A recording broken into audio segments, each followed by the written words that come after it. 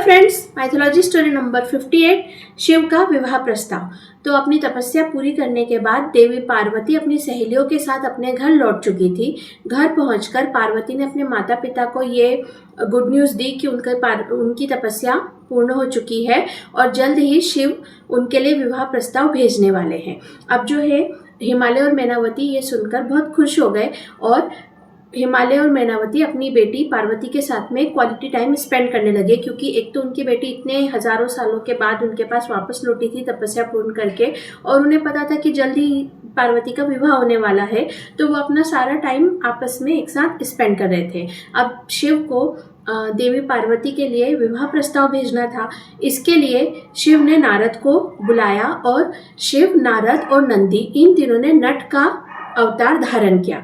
तो नट जो रहते थे पुराने ज़माने में, आज से कई साल पहले, क्योंकि उस समय एंटरटेनमेंट के लिए टीवी वगैरह कुछ होता नहीं था, तो जो नट रहते थे वो एक नगर से दूसरे नगर जाते थे और सिंगिंग, डांसिंग, म्यूज़िक इनका परफॉर्मेंस दिया करते थे, जिससे उन्हें उनका इनाम मिला करता था और वही उनका रोजगार रहता था। तो इस प्रकार से वो नट का रूप धारण करके वो तीनों हिमालय के पास गए और उन्होंने हिमालय से कहा कि हम आपके सामने परफॉर्म करना चाहते हैं, अगर आपको हमारा परफॉर्मेंस पसंद आए तो हमें हमारा मनचाहा इनाम देना।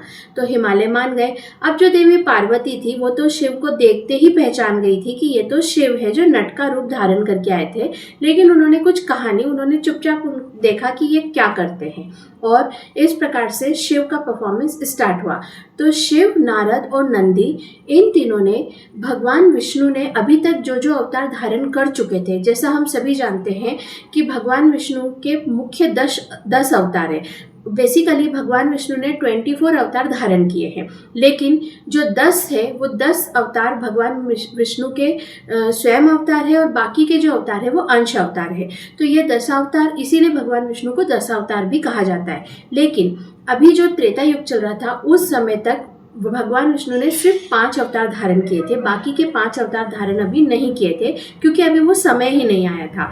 तो अभी तक भगवान विष्णु ने जो अवतार धारण किए थे वो थे वराह अवतार, उसके बाद में कश्यप कूर्म अवतार, मतलब कछुए का अवतार, फिर मछली का अवतार, नरसिंह अवतार और वामन अवतार। तो ये 5 अवतार के जो पूरी डिटेल स्टोरी थी कि उन्होंने ये अवतार क्यों धारण किया, इस अवतार को धारण करके उन्होंने क्या किया, ये सारे जो स्टोरी थी इन 5 अवतारों की, भगवान शिव ने नारद और नंदी के साथ मिलकर म्यूजिक और डांसिंग परफॉर्मेंस के ज़रिए उनके सामने पूरी स्टोरी एक्सप्लेन की। और ये परफॉर्मेंस इतना अच्छा था कि उसे देखने वाले सब लोग एकदम बोलते ना हिप्नोटाइज हो गए, मतलब मंत्रमुग्ध होकर के बस देखते गए। इतनी परफेक्ट परफॉर्मेंस थी और ये परफॉर्मेंस सबको बहुत ज़्यादा पसंद आई। अब जो है भगवान शिव ने बाकी के जो 5 अवतार थे उनकी परफॉर्मेंस क्यों नहीं दी, तो देखिए, जैसे शिव ने सती को भी कहा था कि जो फ्यूचर है, फ्यूचर के में जरा सा भी इंटरफेरेंस करना फ्यूचर को चेंज कर सकता है। तो इस समय तक जितने अवतार हो चुके, अगर उनके आगे के अवतार की कहानी भी बताई जाती तो वो फ्यूचर में इंटरफेरेंस होता और इसका इफेक्ट उनके अवतारों पर होता। इसलिए भगवान शिव ने जो अवतार विष्णु ने अभी धारण नहीं किए थे उनके बारे में कुछ भी उनको नहीं बताया, जबकि वो अच्छे से जानते थे कि आगे क्या क्या होने वाला है। अब ये परफॉर्मेंस देख के तो सब लोग इतने खुश हुए और हिमालय ने बहुत खुशी खुशी कहा कि आप मुझसे कुछ भी मांग सकते हैं, आप चाहे तो मेरा पूरा राज्य मांग सकते हैं, कुछ भी मांग सकते हैं, मैं आपको इस परफॉर्मेंस के बदले देने के लिए तैयार हूँ। तो ये सुनकर जो शिव थे, जो नट के रूप में थे, उन्होंने बड़े ही आदर से बोला कि हे राजन, अगर आपको मेरा परफॉर्मेंस पसंद आया है तो आप अपनी पुत्री पार्वती का विवाह मेरे साथ कर दीजिए, क्योंकि मैं आपकी पुत्री से विवाह करना चाहता हूँ। अब ये सुनकर एकदम सब शॉक्ड हो गए कि ये क्या मांग लिया, और मैनावती को तो एकदम नाराज़ हो गई, गुस्से में मतलब वो देखने लगी। लेकिन जो हिमालय थे, वो हिमालय काफ़ी शांत स्वभाव के राजा थे, वो हमेशा विचार करके बोलते थे। तो उन्होंने ना एकदम से गुस्सा नहीं हुए, उन्होंने बहुत ही शांति से और बहुत ही रिस्पेक्ट से उस नट से कहा कि मेरी पुत्री पार्वती शिव को अपना पति मान चुकी है, वो शिव से विवाह करना चाहती है और एज अ फादर मैं अपनी बेटी को उसका मनचाहा पति देना चाहता हूँ। इसलिए हम सबकी इच्छा यही है कि हम पार्वती का विवाह शिव से करें और इसलिए हम पार्वती का विवाह आपसे नहीं कर सकते। आप इसके अलावा जो भी चाहे वो मांग सकते हैं, क्योंकि विवाह का रिश्ता ज़बरदस्ती या नियम शर्तों पे नहीं होता, वो खुशी से होता है और पार्वती की खुशी शिव के साथ ही है। अब ये सुनना था तो जो शिव थे वो अपने असली रूप में आ गए। शिव के साथ साथ नारद और नंदी भी अपने असली रूप में आ गए। अब ये देखकर सब लोग बहुत प्रसन्न हुए कि साक्षात शिव उनके सामने आ चुके हैं और जैसा अभी बात हुई तो ये विवाह प्रस्ताव भी स्वीकार हो चुका है। तो इसके साथ ही अब जो है शादी का जो प्रस्ताव था वो देवी दिया था और शादी का प्रस्ताव स्वीकार कर भी लिया था।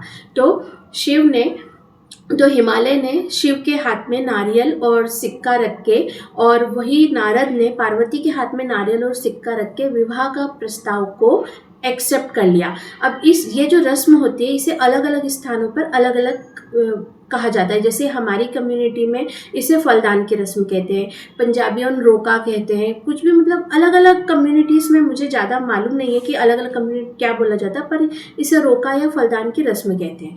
अब इसके बाद में शिव ने कहा कि मैं शिव हूँ और संसार जिसे त्याग देता है उसे मैं एक्सेप्ट करता हूँ।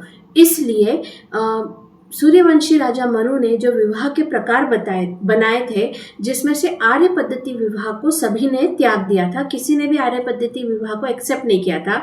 इसलिए मैं चाहता हूँ कि मेरा और पार्वती का विवाह आर्य पद्धति के हिसाब से हो। तो जो हिमालय थे उन्होंने एक्सेप्ट कर लिया कि उन्हें तो कोई भी प्रॉब्लम नहीं थी, उन्हें तो विवाह से मतलब था।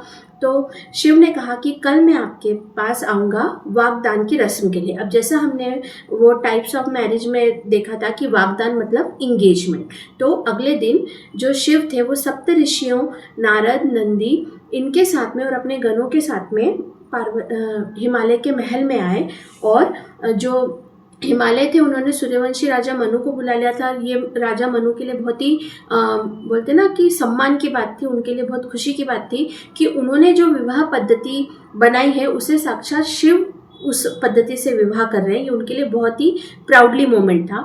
तो मनु भी आ चुके थे और उनके पूरे परिवार के साथ आ चुके थे और इस तरीके से जो है शिव और पार्वती का वागदान की रस्म या इंगेजमेंट हुई। उसके बाद में जो है ऋषि भृगु जो थे उन्होंने पार्वती और शिव की कुंडली मिलाई और उस कुंडली मिला करके उन्होंने विवाह का एक जो है तिथि निकाली। जैसे हम सगाई होती है उसके बाद में शादी की डेट फिक्स करते हैं ना, ये वही रस्म थी। तो शादी की एक डेट फिक्स की, तो वो जो डेट थी जिसे वो डेट इस प्रकार थी कि फाल्गुन के महीने के कृष्ण पक्ष की चतुर्दशी मतलब 14। तो इस तिथि पर शिव और पार्वती की विवाह को फिक्स किया गया और इसके बाद में जो है दोनों पक्ष अपने अपने विवाह की तैयारियों में शुरू हो गए। तो ये वीडियो हम यहीं एंड करते हैं, मिलते हैं नेक्स्ट वीडियो में। Okay bye.